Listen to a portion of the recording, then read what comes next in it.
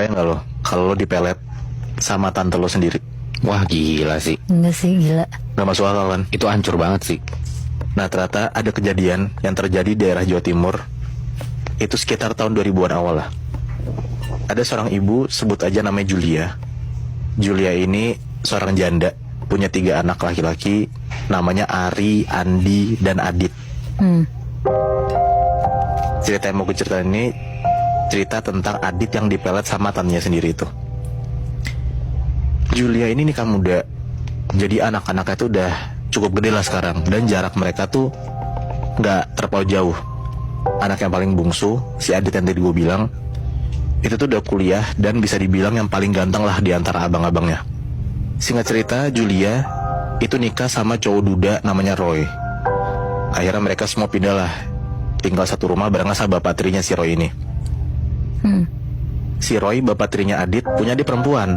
Nah adiknya ini namanya Santi. Si tante Santi ini bisa dibilang kayak perawan tua lah, dan belum nikah-nikah. Jadi kayak si tante Santi ini kita nggak tahu lah kenapa dia belum nikah, entah dia pikir atau gimana. Tapi harusnya di umur yang hampir 40 tahun ya harusnya sudah nikah ya, cewek ya. Pada umumnya gitu sih. Pada umumnya kan.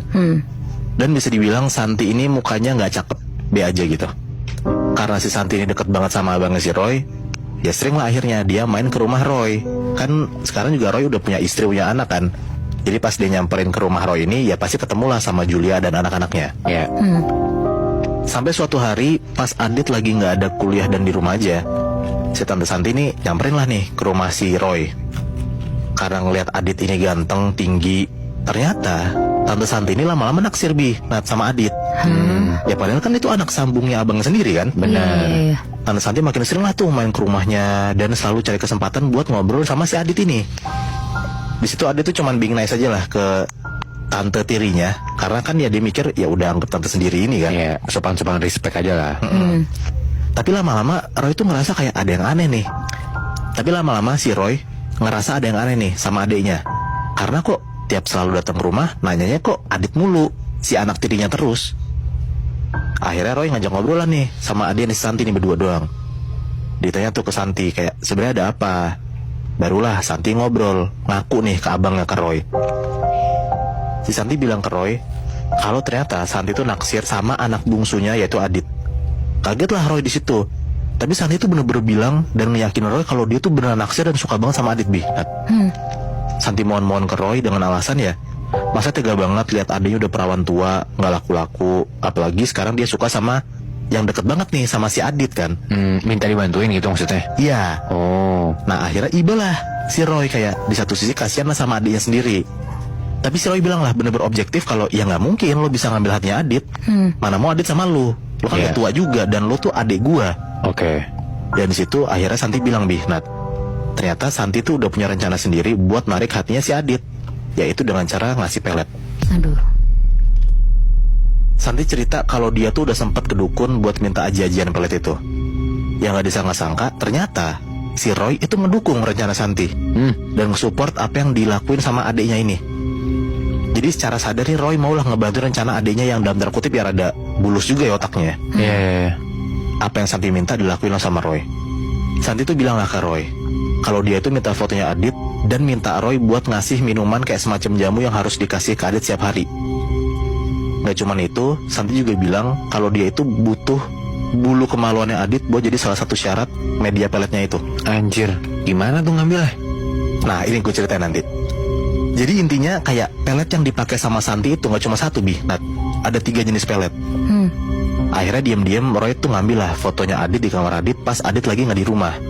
Dikasih lah nih fotonya Adit ke adiknya Santi. Dibaca langsung tuh mantranya. Ini singkatnya ya Nat, mantranya kayak gini nih. Bismillahi ngawiti niat ingsun badhe nguwun pamujine lanang siji sinta gadang-gadang dadi pangasih ingsun. Sarene kelingan ingsun mangane kemutan ingsun mugiken saaken ben tresno ian manut niat ingsun kanggo kang mas titik-titik disebutlah nama Adit ini, nama panjangnya. Oke. Itu sebenarnya masih panjang lah, tapi segitu aja tuh mantranya ya yang gue bacain. Oke. Santi itu tuh ngebaca mantra yang tadi gue bilang itu tuh sebanyak 7 kali sambil ngeliatin fotonya Adit aja dan gak kedip sama sekali selama proses pembacaan itu.